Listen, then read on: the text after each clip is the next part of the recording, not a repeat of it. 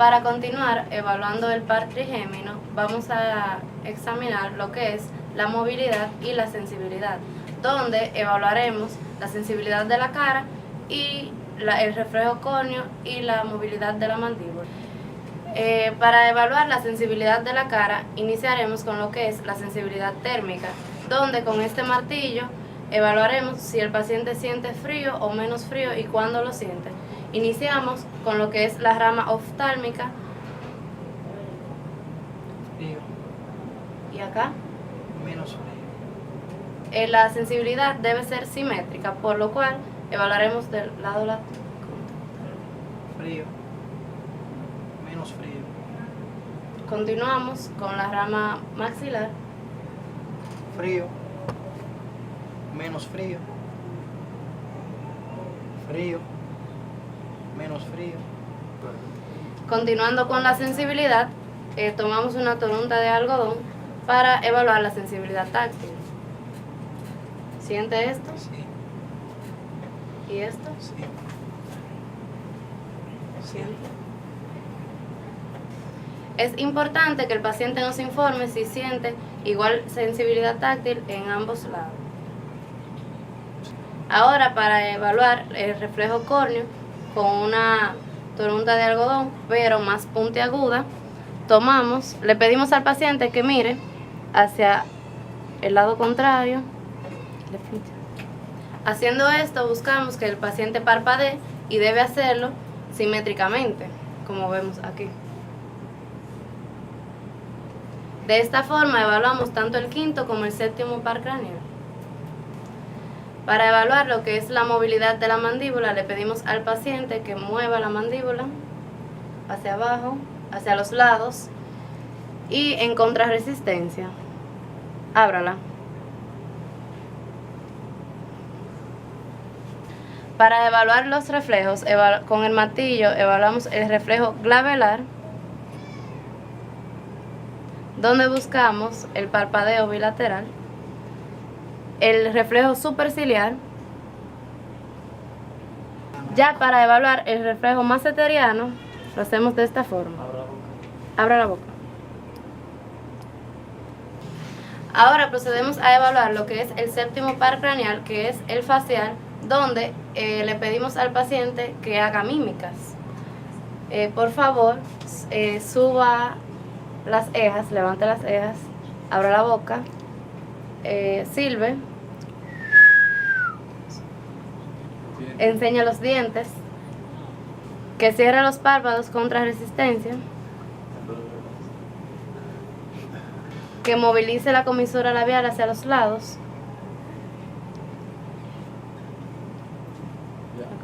que retenga el aire en la boca. En la parálisis facial central evaluamos que no hay borramiento de los surcos transversos de la frente y que sí hay borramiento del surco nasogeniano y desviación de la comisura labial hacia el lado sano. En la parálisis facial periférica sí hay borramiento de los surcos transversales de la frente.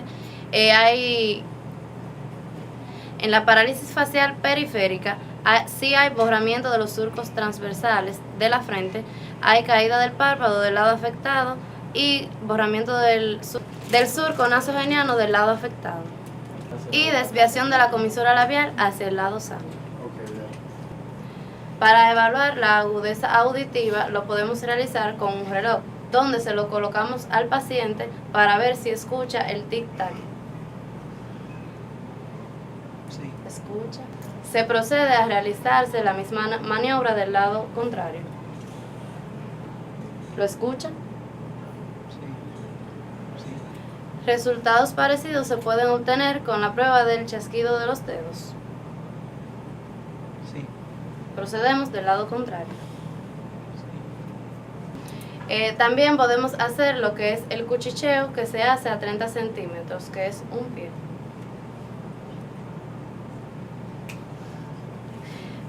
Procedemos del lado contrario. Se le pregunta al paciente qué palabra ha escuchado, tomando en cuenta que se debe cambiar de palabra para cada oído, porque el paciente puede memorizar la palabra y jugar trampa. Para evaluar si hay disminución en la audición, utilizamos lo que son las pruebas de Weber y de Riner. Con estas pruebas podemos identificar si hay sordera de percepción o neurosensorial. Procedemos a hacer la prueba de Weber, donde se puede utilizar un diapasón de 512 Hz o 1024. En este caso vamos a usar uno de 512. El diapasón se procede a colocar en la glabela o en el occipucio. Se solicita al paciente que diga si escucha en ambos oídos de igual manera. ¿Lo escuchó? Colocando el diapasón en la glabela o en el occipucio obtenemos los mismos resultados. No es necesario realizar ambas maniobras. Así. Si el paciente presenta una sordera de conducción, el sonido se va a lateralizar hacia el lado enfermo. Y si es de percepción, se va a lateralizar hacia el lado sano. Ahora procedemos a realizar la prueba de Riner, donde colocamos el diapasón en la apófisis mastoide. Le pedimos al paciente que indique cuándo deja de escuchar el sonido. Cuando esto sucede, colocamos el diapasón delante del oído, aproximadamente a 5 centímetros, y le pedimos que nos indique nueva vez cuando deja de escuchar el sonido.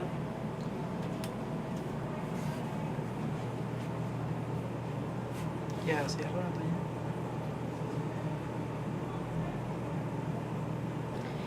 Hemos tomado el tiempo que el paciente ha escuchado en la apófisis mastoide el sonido, y si fueron 10 segundos. En este caso, el paciente escuchó por 15 segundos más cuando se colocó en el pabellón auricular, entonces es Riner positivo.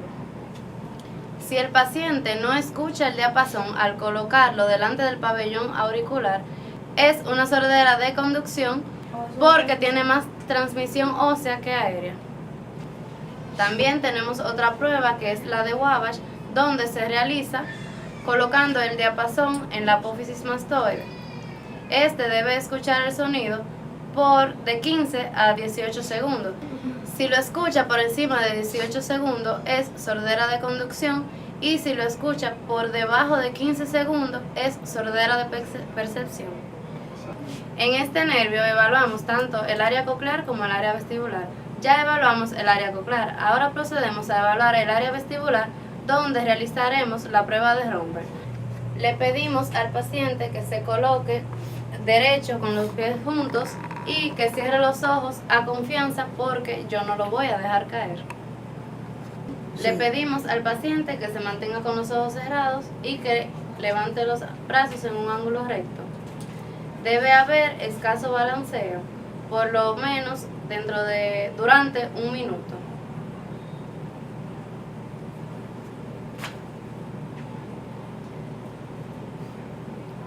Si vemos en el paciente que tiene tendencia a caer, el Romberg es positivo. Vamos a continuar con lo que son la evaluación del 9º, 10º, 11º y 11º par craneal. En el noveno podemos evaluar el nervio glosofaríngeo, que está compuesto por fibras sensoriales y motoras. La exploración del gusto se basa en la percepción de los sabores amargo, dulce, salado y ácido. También sus alteraciones son las agusia, hipoagusia y paragusia. El glosofaringeo se encarga de inervar la parte sensitiva del tercio posterior de la lengua, mientras que el facial se encarga de inervar los 2 tercios anteriores de la lengua. Ahora vamos a hacerle el reflejo nauseoso del paciente. Abra la boca.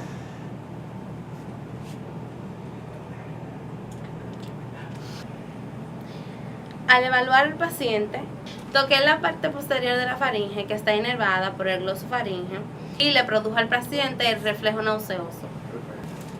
Ahora vamos a evaluar el nervio vago, el cual tiene su parte motora en la úvula y en el velo del paladar. vamos a evaluar al paciente, a pedirle al paciente que diga A. Aquí podemos ver que se eleva al él decir la palabra A el velo de paladar. En caso de parálisis vemos que la úvula se desplaza hacia el lado sano y el velo de paladar cae hacia el lado afectado. Este nervio también va a inervar lo que es la laringe. En pacientes con parálisis, el paciente va a presentar ronquera o voz bitonal. A su vez, este nervio también va a inervar lo que es el corazón y se pone en evidencia tomarle el pulso al paciente y se le pide al paciente que haga una maniobra de valsar. Si se produce bradicardia, vemos también cómo este nervio actúa en el corazón. Yo voy a seguirles hablando de los nervios 11 y 12, el espinal o accesorio y también el hipogloso. Cuando vamos a evaluar el nervio espinal o accesorio, le pedimos al paciente que mueva la cabeza de un lado hacia otro. En la evaluación de este nervio, vamos a colocar contrarresistencia. Intenta levantar los hombros. Aquí se evalúa lo que es el trapecio. Para evaluar el esternocleidomastoideo le pedimos que haga flexión de la cabeza y que lo mueva de un lado a otro. ¿Hace esa posición? No, extiéndela y mueve la cabeza de un lado a otro. Cuando hay parálisis de este nervio, se va a ver que cuando la cabeza se desvía hacia el lado paralizado. Vamos a evaluar el 12avo par craneal o hipogloso. Este nervio inerva la lengua de manera motora.